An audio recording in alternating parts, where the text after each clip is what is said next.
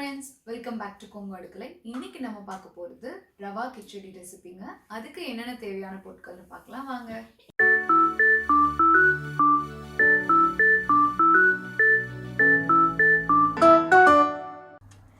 இதில் ஒரு கப் அளவு வந்து நான் ரவை எடுத்திருக்கேங்க. ஸோ இது நீங்கள் பார்த்தீங்கன்னா ஒரு 3 பேருக்கு கரெக்டாக இருக்கும். ஸோ அடுத்தது தாளிக்கிறதுக்கு வந்து கடுகு, கடலைப்பருப்பு எடுத்திருக்கேன்.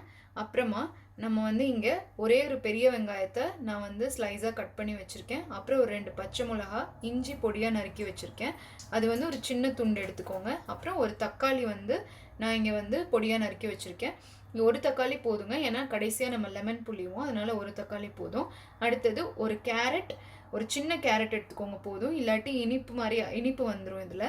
ஸோ ஒரு சின்ன கேரட்டு, அப்புறம் கொஞ்சம் பீன்ஸ் எடுத்திருக்கேன், அப்புறம் கொஞ்சம் பட்டாணி எடுத்திருக்கேங்க. அப்புறம் மஞ்சத்தூள் வந்து நான் கலருக்காக எடுத்திருக்கேன். அப்புறம் ஒரு ஹாஃப் லெமன் எடுத்துக்கோங்க, கடைசியாக புளி இருக்குது. இதை எப்படி பண்ணலான்னு இப்போ பார்க்கலாம். ஃபர்ஸ்ட்டு ஒரு பேனில் கொஞ்சமாக நெய் எடுத்துக்கோங்க.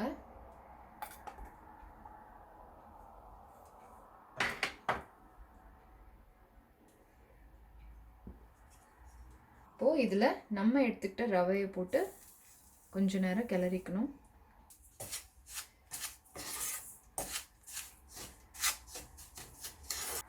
இப்போ பாருங்கள், நல்லா இந்த ரவை வந்து கொஞ்சம் ப்ரௌன் கலர் ஆக ஆரம்பிச்சிருச்சு. இப்போ நீங்கள் இது தனியாக பிளேட்டில் எடுத்து வச்சுக்கலாம். இப்போ மறுபடியும் அதே பேனில் நீங்கள் ஒரு டேபிள் ஸ்பூன் அளவு நெய் எடுத்துக்கோங்க. அப்புறம் கொஞ்சமாக எண்ணெய் எடுத்துக்கோங்க. நீங்கள் நெய் சேர்த்துறனால கிச்சடி அந்த ஃப்ளேவரும் நல்லாயிருக்கும், உங்களுக்கு சாஃப்டாக வரும். இப்போ நீங்கள் ஃபுல்லாக நெய் சேர்த்துனீங்கன்னா திகட்டின மாதிரி இருக்கும், அதனால பாதி நெய் பாதி அளவு எண்ணெய் எடுத்துக்கோங்க. அடுத்தது நம்ம இதில் கொஞ்சமாக கடுகு சேர்த்துக்கோங்க. அப்புறம் கொஞ்சம் கடலைப்பருப்பு.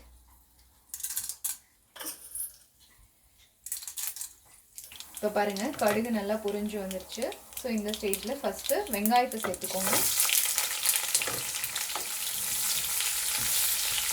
அப்புறமா பச்சை மிளகா சேர்த்துக்கோங்க. அப்புறம் நம்ம வெட்டி வச்சுருக்க இஞ்சி சேர்த்துக்கோங்க. இது நல்லா கிளறி வச்சுருங்க. இப்போ பாருங்கள், வெங்காயம் வந்து நல்லா வெந்துருச்சு, கொஞ்சமாக கலர் சேஞ்ச் ஆக ஆரம்பிச்சிருச்சு. இந்த ஸ்டேஜில் நீங்கள் தக்காளி ஆட் பண்ணிக்கோங்க.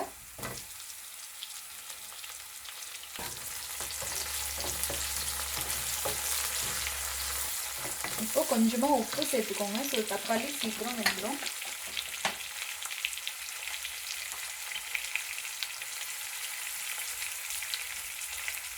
இப்போ பாருங்கள், தக்காளி வந்து நல்லா வந்து மசிஞ்சு வந்துடுச்சு. இந்த ஸ்டேஜில் நம்ம எடுத்து வச்சுக்கிட்ட காய்கறியெல்லாம் சேர்த்துக்கோங்க. இப்போது இந்த காயெல்லாம் வேகணுங்க, அதனால நீங்கள் கொஞ்சமாக தண்ணி சேர்த்து இதை க்ளோஸ் பண்ணி கொஞ்ச நேரம் ஒரு 10 மினிட்ஸ் போல் விட்டுருங்க. அப்படியே இந்த அளவுக்கு தண்ணி சேர்த்தா போதும். சேர்த்துட்டு இதை அப்படியே க்ளோஸ் பண்ணி வச்சிடலாம். இது ஒரு 10 மினிட்ஸ் அப்படியே விட்டுருங்க. இப்போ பாருங்கள், 10 மினிட்ஸ் ஆயிடுச்சு. நம்ம போட்டிருந்த காய் எல்லாமே நல்லா வெந்துருச்சு. ஸோ இப்போ நம்ம தண்ணி ஆட் பண்ணிக்கலாம். எவ்வளோ ரவை எடுத்தீங்களோ அதே கப்பில் ஒரு 1.25 கப் அளவு தண்ணி எடுத்திருக்கேன். இப்போ இது நல்லா கொதிக்கணும். இப்போ பாருங்கள், தண்ணி நல்லா கொதிக்க ஆரம்பிச்சிருச்சு. இந்த ஸ்டேஜில் நீங்கள் உப்பு நம்ம ஃபஸ்ட்டே போட்டிருக்கோம், அது எவ்வளோ இருக்குன்னு பார்த்துட்டு அதுக்கப்புறம் வேணுங்கிற அளவுக்கு ஆட் பண்ணிக்கோங்க. இப்போது நம்ம எடுத்து வறுத்து வச்சுருந்த இந்த ரவையை கொஞ்சம் கொஞ்சமாக ஆட் பண்ணி கிளறிட்டே இருக்கணும். இப்போது நம்ம எடுத்து வச்சுருந்த மஞ்சத்தூள் இதில் போட்டுக்கோங்க. போட்டுட்டு நல்லா கலக்கி விட்டுக்கோங்க. இப்போது நம்ம இதில் எடுத்திருந்த ஹாஃப் லெமன் புழிஞ்சுக்கோங்க, கலக்கி விட்டுருங்க.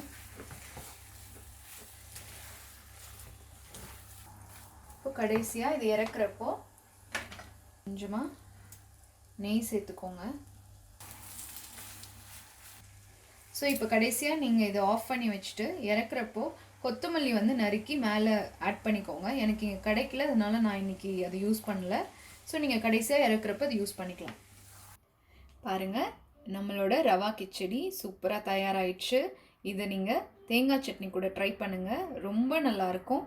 டிப் ஆஃப் த டேங்க, இன்னைக்கு நம்ம கிச்சடி பண்ணுறப்போ தாளிக்கிறதுக்கு எண்ணெய் பாதி நெய் பாதியாக எடுத்துருந்தோம். இப்போ நெய் ரொம்ப பிடிக்கிறவங்க என்ன பண்ணலான்னா ஃபுல்லாகவே நீங்கள் நெய் எடுத்துக்கோங்க. கிச்சடி இன்னுமே சாஃப்டாக வரும். ஸோ இந்த ரெசிபி நீங்கள் எல்லோரும் ட்ரை பண்ணி பாருங்கள். ட்ரை பண்ணி பார்த்துட்டு கமெண்ட்டில் என் கூட ஷேர் பண்ணிக்கோங்க. அதுக்கப்புறம் இந்த வீடியோ உங்கள் எல்லாத்துக்கும் பிடிச்சதுன்னா எங்கள் சேனலை லைக் பண்ணுங்கள், ஷேர் பண்ணுங்கள். இங்கே வர ஒயிட் ஐக்கான் ப்ரெஸ் பண்ணி எங்கள் சேனலை சப்ஸ்கிரைப் பண்ணுங்கள். அப்புறம் ஃபேஸ்புக் அண்ட் இன்ஸ்டாகிராமில் எங்கள் சேனலை ஃபாலோ பண்ணுங்கள். தேங்க்யூ.